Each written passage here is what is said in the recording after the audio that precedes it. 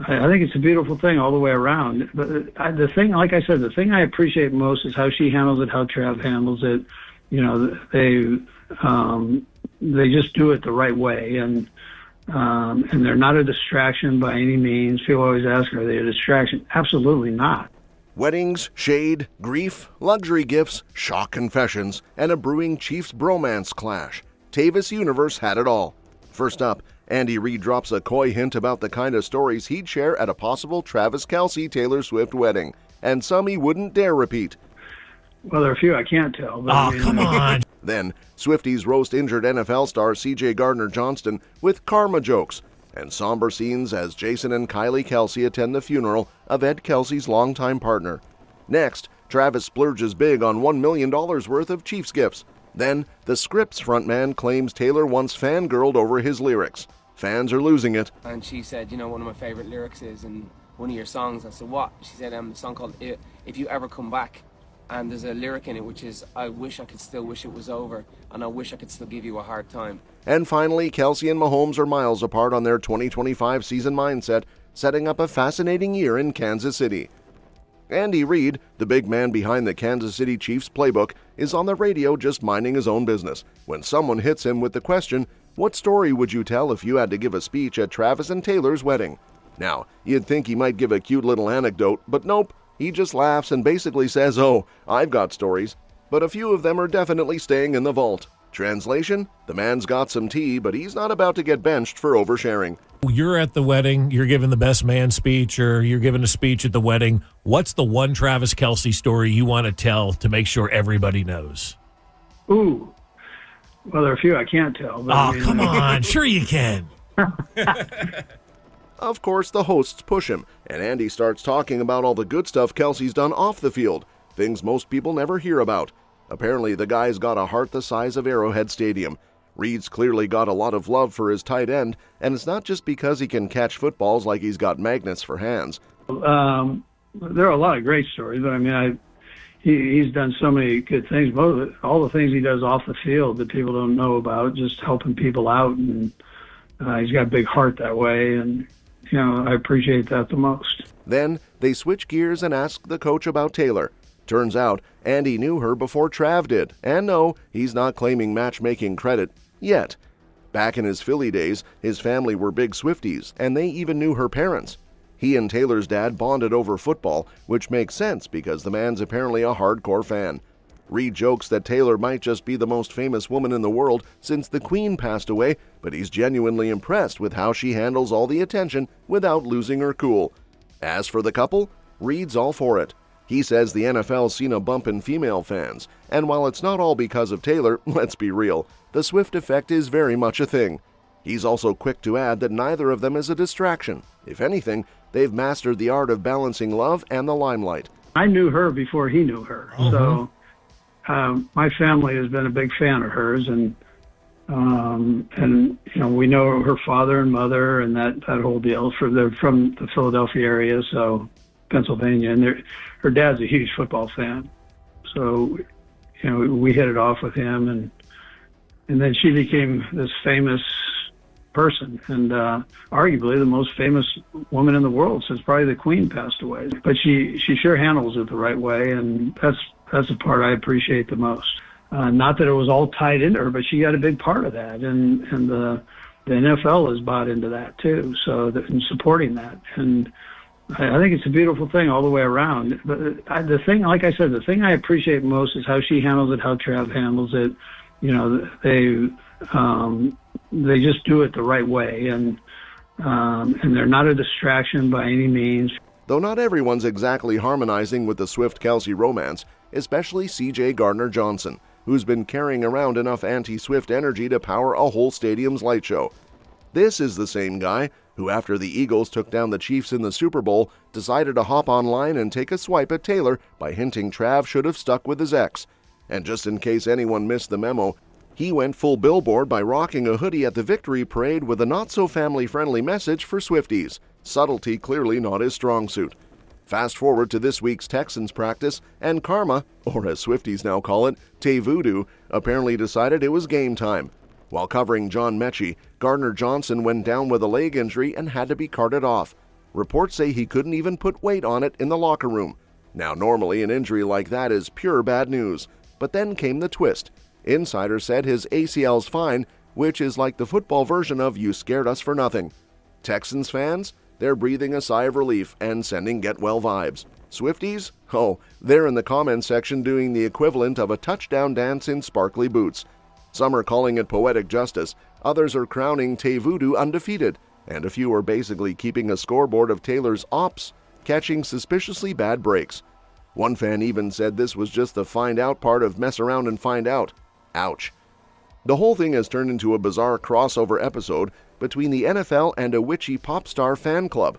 And while Gardner Johnson's injury might not be serious, the internet's already treating it like a halftime show produced by the universe itself, complete with glitter, pettiness, and a little bit of you had it coming energy.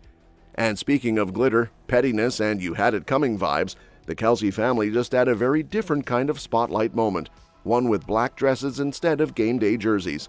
Jason and Kylie Kelce rolled up to St. John Vianney Catholic Church looking like they'd stepped straight out of a Hallmark drama's serious episode. Jason was suited and booted, coffee in hand, because apparently even funerals don't start without a caffeine pregame. Kylie kept it classy in a simple black dress and heels, the kind of outfit that says, "Yes, I'm grieving, but I can still walk in these without breaking an ankle." They slipped in among the mourners to say goodbye to Maureen and McGuire, Ed Kelce's partner, travel buddy, football convert, and general partner in fun, who passed at 74. Ed was there, looking like a man who'd lost not just a love, but his co-pilot in life's adventures. Mourners hugged, bagpipes played her out, and pallbearers carried her coffin to a silver hearse like a final VIP send-off. Notably not in attendance? Travis and Taylor. Trav was spotted instead doing wind sprints at Chiefs training camp, probably trying to sweat out the guilt of missing the service. Swift? Nowhere to be seen, though Ed had previously shared adorable snaps of her with Maureen, including one where Maureen jokingly claimed Ed as her own boyfriend when Taylor snapped a selfie with him. Honestly, it sounds like the two got along better than most in-laws. The church itself was just a short drive from Jason's $6 million Haverford mansion, but parking was such a nightmare that some mourners ended up leaving their cars at a supermarket. Police even rolled up in unmarked cars to keep things flowing, because nothing says celebrity-adjacent funeral like crowd control. Maureen's obituary didn't spill how she and Ed met, but it did tell you she embraced life like a champ. Concerts, games, travel, and a loyal dog named Butch in tow. Ed asked that donations go to the Penhart Transplant Fund instead of flowers, a nod to the surgery that gave her extra years. Meanwhile, Travis is acting like Santa Claus with a Super Bowl ring, except instead of sleigh bells, it's the sound of Rolexes ticking and Louis Vuitton zippers opening. Word is, Trav teamed up with Patrick Mahomes to drop a cool $1 million on team gifts, because nothing says let's win this thing like a backpack worth more than your first car. We're talking Rolex watches, LV backpacks, and bottles of wine so fancy you'd be scared to actually open them. Each player's haul reportedly clocks in at $17,000 apiece, which is the kind of team bonding that makes you forget about two-a-days and those awkward ice baths. Insiders are whispering that this could be Trav's last season, which explains why he's going full Oprah mode. You get a watch, you get a designer luggage, you get wine that'll make you cry. Of course, this isn't just a shopping spree for funsies. Apparently, it's all part of rallying the troops after last season's failed title run. And honestly, if I was getting kitted out like that, I'd be ready to run through a brick wall for the man. Heck, I'd even carry his helmet. And speaking of blocking, catching, and occasionally talking smack, Taylor Swift fans just got hit with a plot twist they did not see coming. Apparently, she's not just a Swiftie queen, she's also a full-on scriptie. Yep. According to the Script's frontman Danny O'Donoghue, Taylor once fangirled over his lyrics like the rest of us fangirl over her bridges. Danny spilled the tea in a TikTok video, casually perched on a park bench like he's about to drop life advice, when really he's about to shake the Swiftie universe.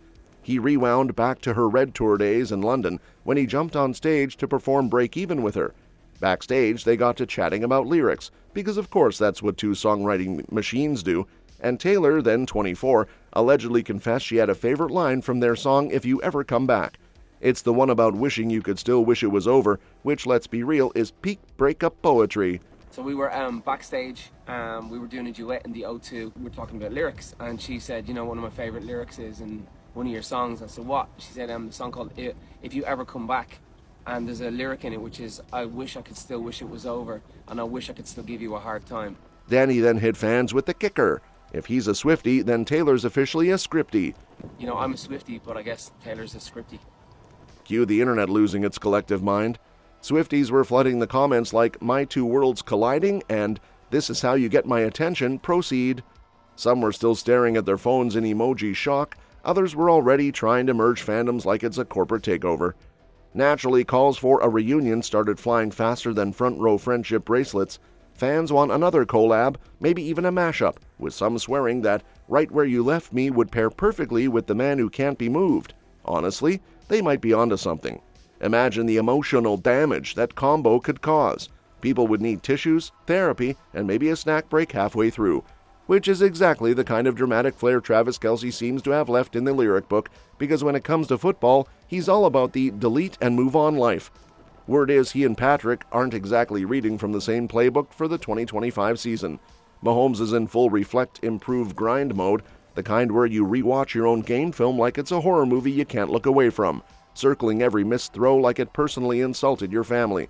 He's talking laser focus, better execution, and basically making sure the defense can chill while he slices up opponents with pinpoint passes. Kelce, on the other hand, he's already tossed that Eagles loss in the mental dumpster, lit a match, and probably roasted a marshmallow over it. He didn't just move on, he sprinted into the off-season like it was the last free beer at the bar. According to those in the know, he's been laser-focused on year 13, shredding 25 pounds off his frame after admitting he carried a little extra 2024 baggage. Apparently he's turning up to camp in slim mode, looking like he's ready to outrun selfies and paparazzi. And that retirement chatter? Yeah, gone. Kelce's quashing those rumors faster than Mahomes can say audible. While Pat's perfecting throws in the film room, Kelce's probably perfecting his end zone dance moves. Both swear their way works, but you can bet the locker room's gonna feel the contrast. That's all for this video, folks. We'll see you next time.